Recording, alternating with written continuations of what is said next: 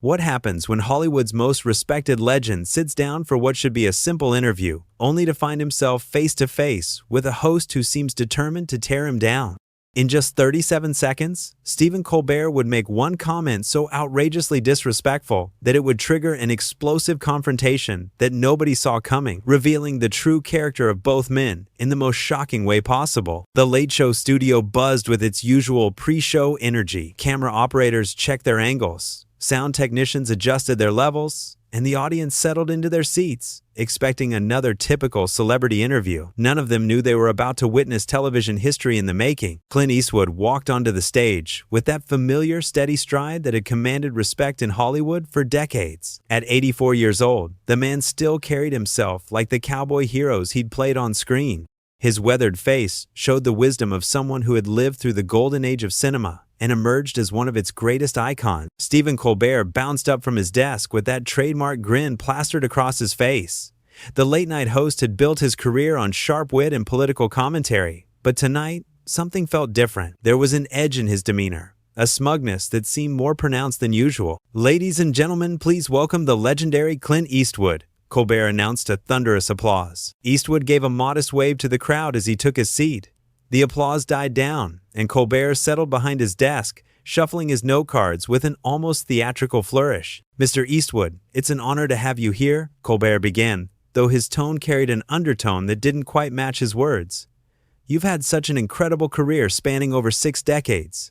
Thank you for having me," Eastwood replied in that iconic gravelly voice. His posture was relaxed but alert, the way a seasoned professional approaches any new situation. "Now I have to ask," Colbert continued, leaning forward with that familiar late-night host intensity. "At your age, do you ever think about slowing down? I mean, most people your age are in retirement homes." The audience let out an uncomfortable chuckle. It was the kind of comment that walked the line between playful teasing and genuine rudeness. Eastwood's expression didn't change, but there was a slight narrowing of his eyes that suggested he'd caught the subtle insult. "I don't think about age much," Eastwood responded calmly. "I think about the work. If you love what you do, why stop?" Right. Colbert nodded, but his smile seemed forced now. "But surely there comes a time when you have to pass the torch to the younger generation. I mean, Hollywood has changed so much. The old ways of doing things, the old attitudes, maybe they don't fit anymore." There it was, the first real jab.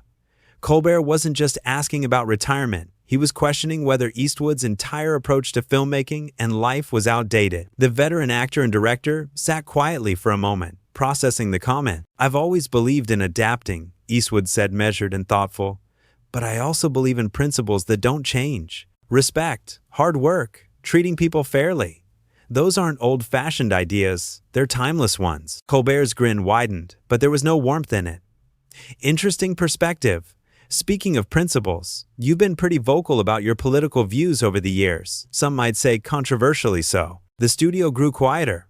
The audience sensed the shift in tone, the way conversations do when they're about to take a turn toward uncomfortable territory. "I've never been afraid to speak my mind," Eastwood replied. "That's what this country is supposed to be about. Free speech, open debate." "Free speech, absolutely," Colbert said, nodding enthusiastically in a way that felt mocking. "Though I suppose when you're as privileged as you've been, it's easy to have opinions about how other people should live their lives." The word privileged hung in the air like a challenge. Eastwood had grown up during the Great Depression, worked odd jobs to pay for acting classes, and earned every bit of success through decades of hard work. The suggestion that his success was somehow unearned, or that it disqualified him from having opinions, was exactly the kind of entitled thinking that rubbed him the wrong way. "I've worked for everything I've got," Eastwood said, his voice still calm but with a steel edge creeping in. "Started from nothing and built it piece by piece. I don't consider that privilege. I consider that America." Colbert leaned back in his chair, clearly enjoying the rising tension. "Oh, come on now. You can't really believe that everyone has the same opportunities you had. Times were different then. Simpler, maybe? Less, shall we say, diverse." The loaded nature of that comment was unmistakable. Colbert was essentially accusing Eastwood of benefiting from a less inclusive era, implying that his success came at the expense of others who weren't given the same chances. Eastwood's jaw tightened slightly. Anyone who knew his work would remember his film's complex portrayals of characters from all backgrounds, his collaborations with actors and filmmakers of every ethnicity, and his consistent message that character matters more than anything else. "I've always judged people by their character and their work ethic," Eastwood said, his tone growing firmer. "Color doesn't matter to me. Gender doesn't matter to me. What matters is whether you show up, do your job, and treat people with respect." "That's a lovely sentiment," Colbert replied with theatrical condescension.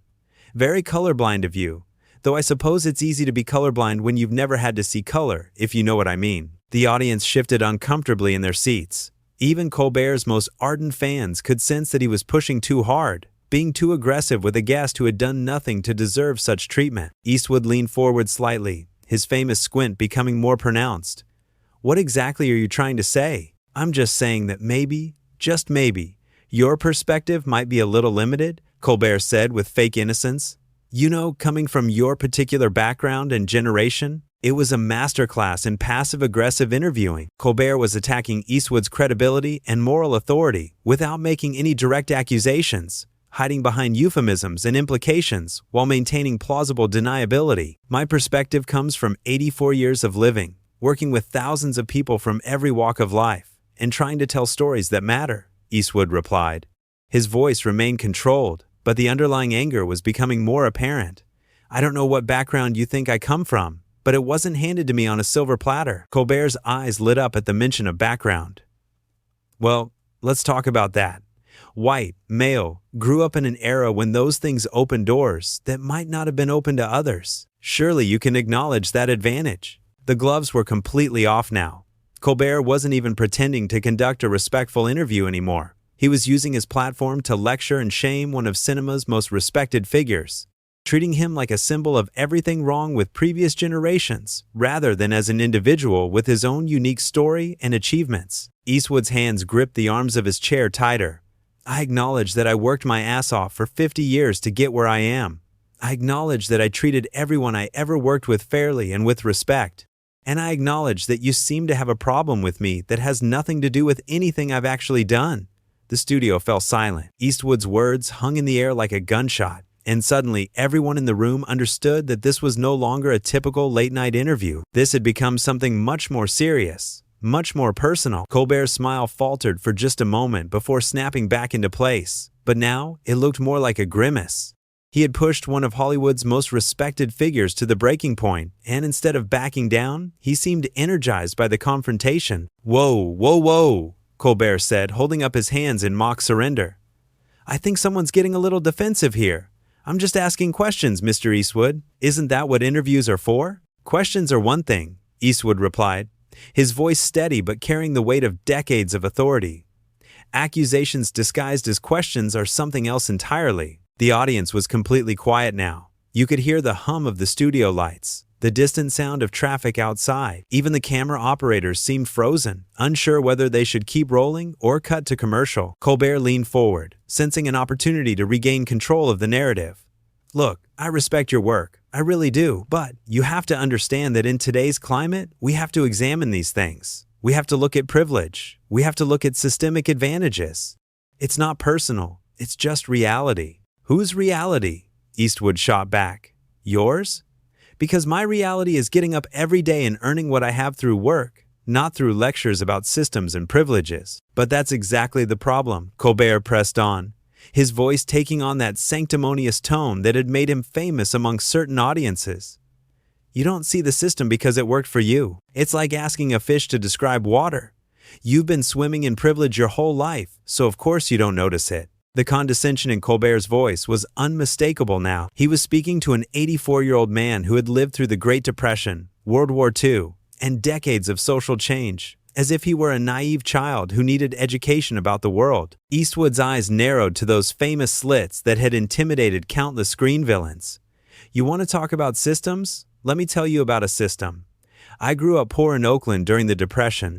My father lost job after job. We moved from place to place, never knowing where our next meal was coming from. I dug swimming pools, pumped gas, and served in the army before I ever got a shot at acting. That's the system that made me." "Right, but," Colbert began, but Eastwood wasn't finished. "I worked as an extra for years before anyone would give me a speaking part. I took roles in low-budget westerns when the genre was considered dead. I directed my first film when studios thought I was crazy for trying. Every step of the way, I had to prove myself again and again. So don't sit there in your comfortable chair and tell me about systems and privileges when you don't know the first thing about my life." The power in Eastwood's voice was undeniable.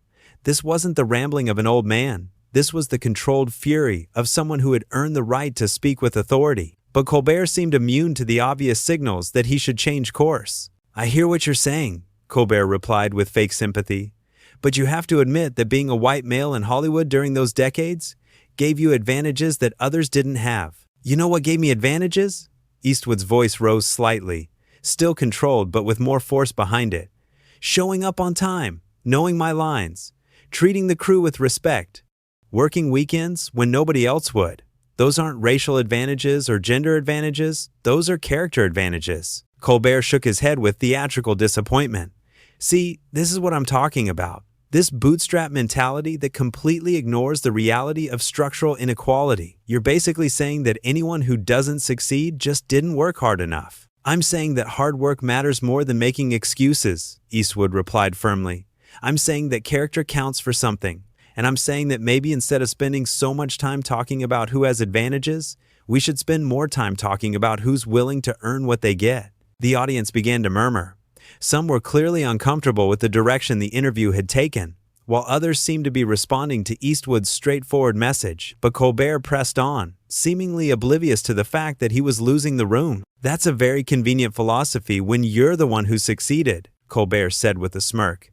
"But what about all the talented people who worked just as hard but didn't get the same opportunities because of their race or gender or sexual orientation? What about them?" Eastwood asked pointedly.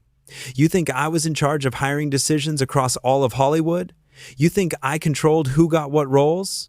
I worked with whoever was best for the part, period. I gave opportunities to people based on talent, not on what they looked like or who they slept with." "But you were part of a system," Colbert insisted, his voice getting more heated.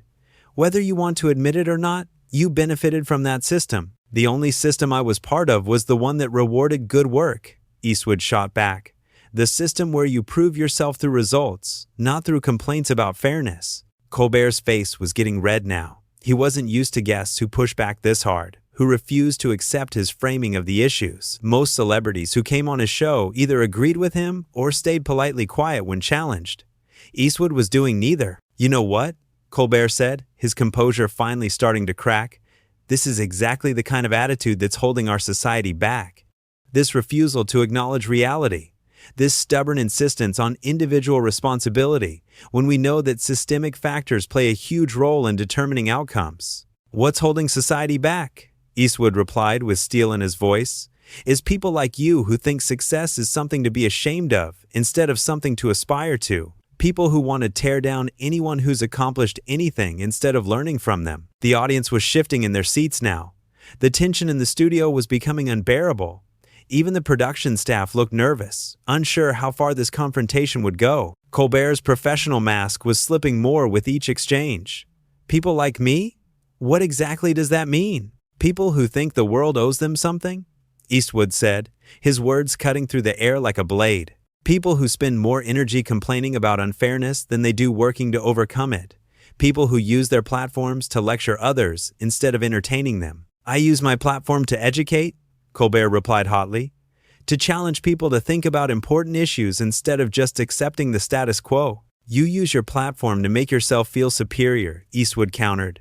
"You bring guests on here not to have conversations, but to make yourself look smart and them look backwards." The accusation hit home. You could see it in Colbert's face, the way his eyes flashed with genuine anger, instead of his usual performed outrage. He was being called out for exactly what he was doing, and he didn't like it one bit.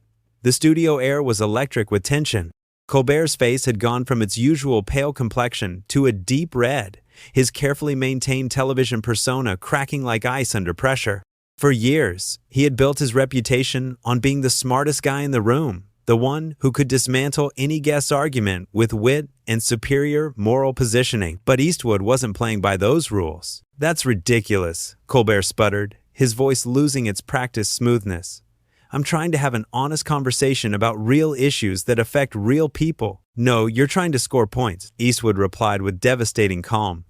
You're trying to make me into some kind of villain because it fits your narrative, but I've been around too long to fall for that game." The audience was completely silent now, sensing that they were witnessing something unprecedented. Late-night television had become predictable over the years, with hosts and guests following familiar scripts. But this was raw, unfiltered, and heading toward a conclusion that nobody could predict. Colbert took a deep breath, trying to regain his composure. "Look, Mr. Eastwood, I think we've gotten off track here. Maybe we should talk about your new film instead." It was an obvious attempt to reset the conversation, to pull back from the edge of the cliff they had been approaching. But Eastwood wasn't interested in letting him off the hook that easily. "No, let's keep talking about what you brought up," Eastwood said, leaning forward in his chair. "You wanted to discuss privilege and systems and all the rest, so let's discuss them. Tell me about your privilege, Stephen." Colbert's eyes widened slightly. The tables had been turned, and he clearly hadn't expected to become the subject of examination. "I'm sorry, what?" "You heard me," Eastwood continued, his voice carrying the authority of someone who had commanded film sets for decades. Harvard-educated, wealthy family, connected in all the right circles. "You want to talk about privilege? Let's talk about yours." "That's completely different," Colbert protested, but his voice lacked conviction now. "I use my position to speak up for people who don't have a voice." "You use your position to attack people who won't fight back," Eastwood corrected him. "You bring 70 and 80-year-old actors on here and ambush them with political lectures because you know they'll be too polite to call you out." "Well, I'm not too polite." The words hit like hammer blows. Everyone in the studio knew that Eastwood was absolutely right. How many elderly guests had Colbert subjected to similar treatment over the years, hiding behind the shield of comedy and social justice, while bullying people who came on expecting a friendly conversation? Colbert's face was now completely flushed. "You're way out of line here, Mr. Eastwood. This is my show, and I'll conduct interviews however I see fit. And I'm your guest," Eastwood replied, "which means I deserve a basic level of respect, something you seem to have forgotten." "Respect?" Colbert's voice cracked slightly. "You want to talk about respect? What about respecting the struggles of marginalized communities? What about respecting the reality of systemic oppression? What about respecting the person sitting right in front of you?" Eastwood shot back. "What about respecting the fact that I've lived 8 decades on this earth and might have learned a thing or two worth listening to?" The confrontation had reached a critical mass. Colbert was cornered, his usual tactics failing him completely. In desperation, he reached for the most inflammatory thing he could think of, the comment that would cross every line of decency and professionalism. "You know what your problem is?" Colbert said, his voice dripping with venom. "You're just another angry old white man who can't accept that the world has moved on without you. Your time is over. Your values are outdated. And frankly, your movies haven't been relevant in decades." The words hung in the air like poison gas. The audience gasped audibly. Even Colbert's own production staff looked shocked at what their host had just said. It wasn't just disrespectful, it was cruel and personal in a way that violated every rule of professional interviewing. Eastwood sat perfectly still for a moment, processing what he had just heard. His famous squint deepened, and when he spoke, his voice was quieter than it had been all night, but somehow more menacing. "You know what, son?" Eastwood said, the word son carrying the weight of disappointed authority. "I've been insulted by better men than you. I've been challenged by smarter people than you. And I've been disrespected by more important people than you. But I'll be damned if I'm going to sit here and let some entitled brat with a television show talk to me like I'm garbage." Colbert realized immediately that he had gone too far, but his pride wouldn't let him back down. "I'm just being honest about." "No," Eastwood interrupted, standing up from his chair with the fluid motion of someone far younger than his 84 years.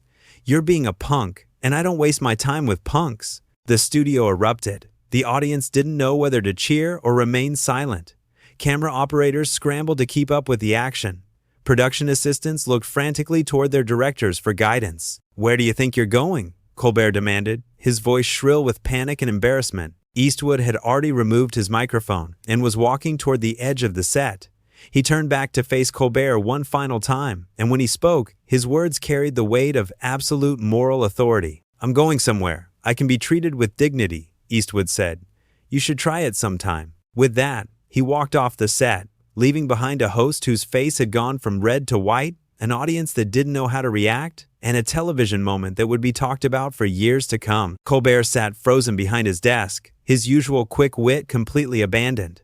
For the first time in his career, He was speechless. The man who made his living with words had been utterly defeated by someone who understood that sometimes actions speak louder than anything you can say. The cameras kept rolling for a few more seconds before someone finally had the sense to cut to commercial. But the damage was done. In 37 seconds of unhinged personal attacks, Stephen Colbert had revealed his true character, and Clint Eastwood had shown the world what real dignity looked like. The last image viewers saw was Eastwood's silhouette disappearing into the backstage darkness, walking away from a fight he had already won simply by refusing to sink to his opponent's level. It was the kind of exit that only a true legend could pull off, leaving behind a host who had learned too late that respect isn't something you can demand, it's something you have to earn.